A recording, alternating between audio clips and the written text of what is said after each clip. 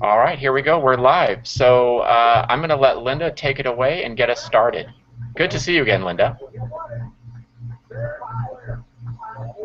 Make sure you unmute your microphone now. Thank you for that. That's good. Well, I am very interested in Evernote. I joined it a couple years ago, and I really haven't been able to figure out how to use it effectively in my classroom. So I'm looking to find out from others. All right. So what do you got out there?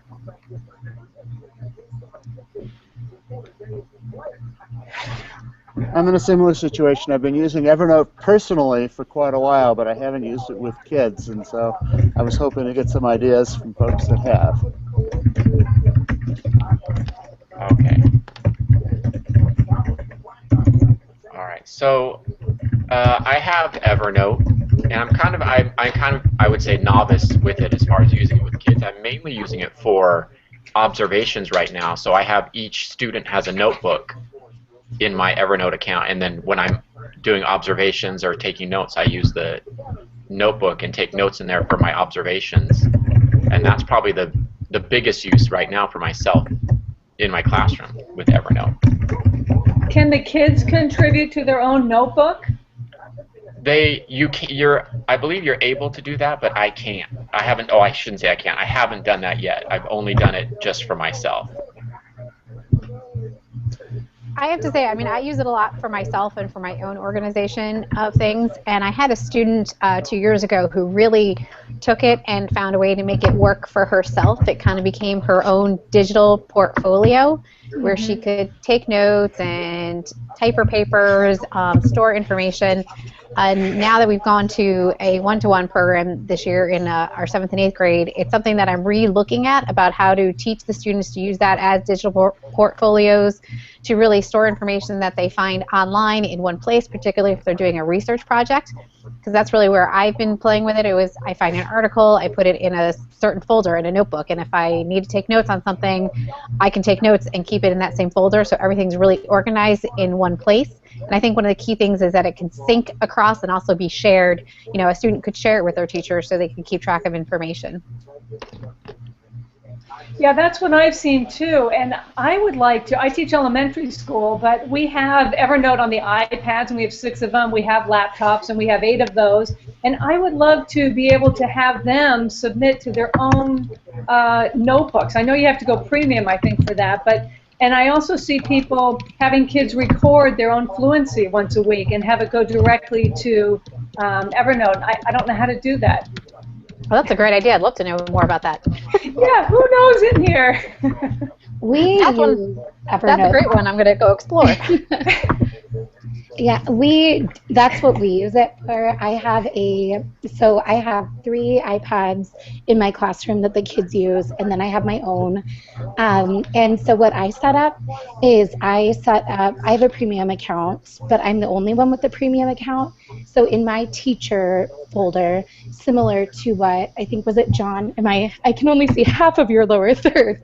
But I have a folder where I take my own anecdotal records, and then I have a shared folder that's just like PALA 3 that's shared, and kids put their work from the other iPads into that folder, and it's shared with me. So they can't see the notes that I'm taking.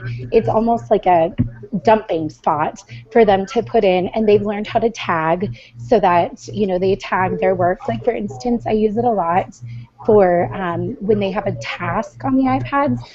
I might have them take a screenshot of their work to show me, you know, what it is they've been doing, or I have them take notes and they tag it with their name so that when I open up that folder, I can sort them and see kind of their information in my shared version of that folder. I like that. Those ideas. Those are really great ideas for how to use it. That is great. Katie, what grade do you teach? I teach 3rd grade. Me too. That's great. Same here. That's encouraging. Oh, 3rd grade. It can be done. So you pay for the premium, and then do you have the kids have their own? Because my kids don't have emails at all. How do they get? They use mine. How do you set that? how do you set it up so it goes into their notebook, or is there some other way you're setting it up? You know what? They don't have individual notebooks just because for me, I think you could do it that way. What I've done is just create a class notebook and then I organize it using tags. So when you create a note, you can add tags to it. So they've just learned to tag it with their name so that it's all in the same folder and then it's shared with me. And so I can access that and then organize the notes. You know, sometimes I want to keep them. Sometimes it's just accountability to see if they did what they were supposed to do. But that has worked well. They don't need their own accounts. They don't need emails. They don't need anything. So that has been the course of least resistance. Do parents have access? Can you share any of that with parents? Yes, I can. Yeah. And so what I do, I mean, you can kind of email out any note. So I don't give them access to, simply because I think you incur more costs that way. You know, you would have to, just with the file size limits and sharing features, I just choose to share certain notes at a time. So if I have a fluency recording that I've done with a kid and I think it would be helpful for parents, I just share those out individually instead of giving them access to an entire folder or notebook. But you could, I think. Is that shared through the parent's email? Like when you share it, it goes to the parent's email, or do they also have to log in through Evernote to get that share? I just share it to their email. So. And then, Kate, do you have a Twitter handle?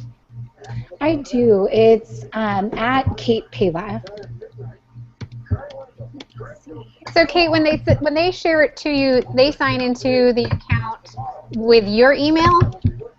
You know what? They don't even have to sign in to the account because it's just open. So like the Evernote app is just on the iPad. Yep. And so they don't have to sign in to anything. It's super easy. That's what I have. And when you set up the account, is it your other notes? Sorry. No, go ahead. No, I mean, they can see what other kids have shared to that same folder at that time, but they can't see because, like, so in my teacher account, I have, you know, all my stuff, and then I just have one folder called, like, class.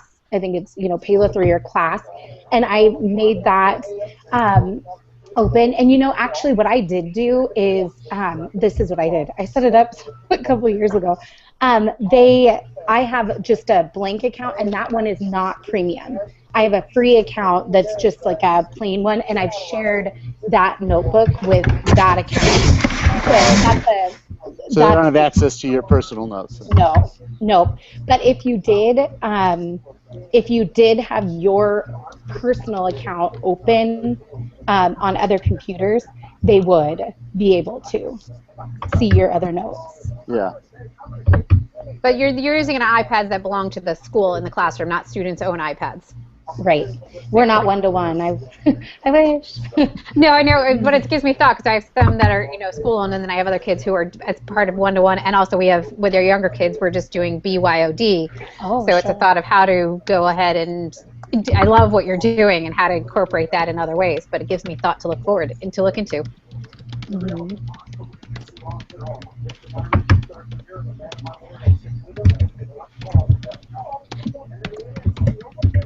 So, is anyone else using it in another way?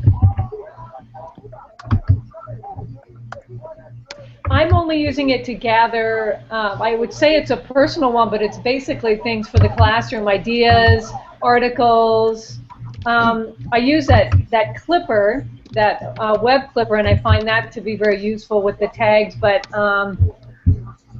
maybe, does anybody have any links that they could share even later after the session, good tutorials or any blog posts that you found useful for using it in your classroom?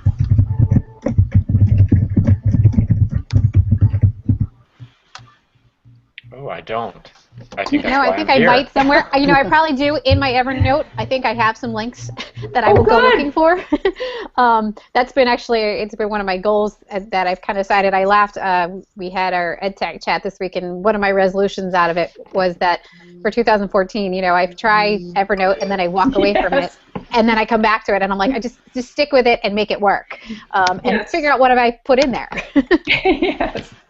That's what I've done. I keep hearing about it, and everyone says, oh, Evernote's so great, so I stick with it, but I just haven't been able to make it happen. So maybe even within this community, once we're out of this hangout, we can put some resources together in the community. I think that'd be a great idea, because I think with things like, I read a lot about people how they're using Sketch and Penultimate and everything to work with it. I just got the Jot pen that works in Penultimate. So I think there is a lot to be said for what can be done with it. I think it's just really finding that workflow. And Kate, I really like talking about what we can store in there. Is I think what people forget is that you can put in so many different file types, and I think that's why it can become such a great tool with students. Is that it really does become a portfolio that you can share with parents. You could share to the next year's teacher. It just really keeps track of a lot of different resources that can be put in there. Yeah, I think that's the biggest problem that I've had as far as students using it is that I have one iPad. We have outdated computers, and so it's been me having to take the picture of their work, or they send me their file. I'm the one that has to upload it because I really want to do digital portfolios. And I was hoping Evernote was going to be the thing, but I think that it's just that lack of tech is kind of keeping me from being able to do it. But I love all those uses of it, so it's just trying to find that workflow that works for me. I think that makes a lot of sense.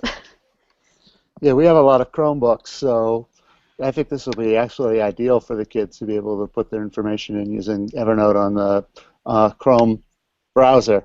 I'm curious, you said you got a certain pen that works with Penultimate, because I found Penultimate really a challenge. Fat finger. You can't write much with it. So what is it, and how does it work? It's if you go to the Evernote Marketplace, they sell it there as well as through the website. It's made by Android. It's called the Jot, but you got to make sure you get the one where there's a couple of versions of Jot out there, but if you go to the Evernote Marketplace, you'll see which one they're talking about that really works with Penultimate. I just got it in the last 2 weeks, but if it takes a little bit to use, but you kind of press down a little bit more harder than you would think, but it activates where you can really it has a very thin tip. And actually, you know what? I'll go across my room and go get it. There you go. Ooh, demonstration. I like it because I've tried styluses and I hated them because of the fat tips, because to me it was no different than my finger. Yeah. But here's the pen, and you can see it's like the tip is really thin. When you press down, it pushes in a little bit, but it writes actually really nicely. I think in the little bit I've played with it, it does take a little bit getting used to, but it was a whole lot nicer than any stylus. And I agree with you. With finger writing, it just was always messy, and I wasn't going to share it with anybody. Yeah. So. Well, plus you could only get a few words on a page. Well, exactly. Actually, I can even get my Penultimate. Check that out. Sharon, have you tried that with something other than Penultimate? It only works with Penultimate. You sync it through the app, so it's specifically designed to work with Penultimate. And I don't know what it is that does that, but when you go into Penultimate, you have to sync the pen to it. So it's just very proprietary. Unfortunately, is the one downfall to it. But can I see it again, Sharon? Yeah. Huh, okay. So it just looks like a pen. I've never used one. That's what I liked about it. It really looks like a pen. And then, you push it and you can write, a lot neater. Oh, it'd be hard to, let me zoom in on that. A lot neater than if I do with my finger. Oh, what is it now? So it's, it definitely, if I were right angles, it definitely has a much neater factor than my finger would. So. I love to see people writing in cursive too. Well, I have to. I work with kids with learning disabilities, and I'm working on my training in Orton Gillingham, and they focus on cursive, so I'm having to go back to cursive. I love cursive. I know it's not popular, but I do love cursive. I do. I write so much faster with cursive. I know. Oh, well, another topic. Just wanted to say that. No kidding. So, Linda, is there something that you were wanting to do with Evernote that you were thinking about that maybe somebody has an idea for? It's that workflow. I would like to set up that kind of a system where kids can. I have 6 iPads.